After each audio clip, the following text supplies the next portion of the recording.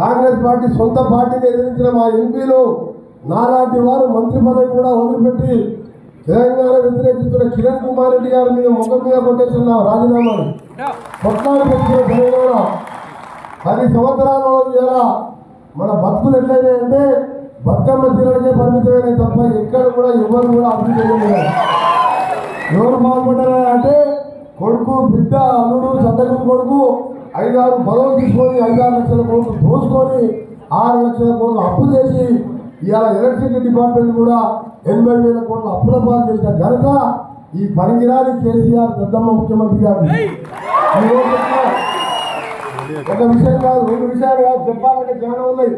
ఉదాహరణకు మా Yadadri thermal plant 4,000 మెగావాట్ల థర్మల్ ప్లాంట్ని 29,000 మొదలు పెడితే ఇవాళ 45,000 కోట్లకు పెరిగింది. దాన్ని ఏం చేయాలి? గవర్నమెంట్ అయినా సరే 5 లక్షల కంటే ఎక్కువ టెండర్ లేకుండా ఇవ్వడానికి వీల్లేదు.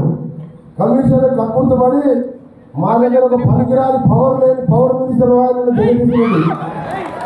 ఆయన ముఖ్యమంత్రి గారి దగ్గర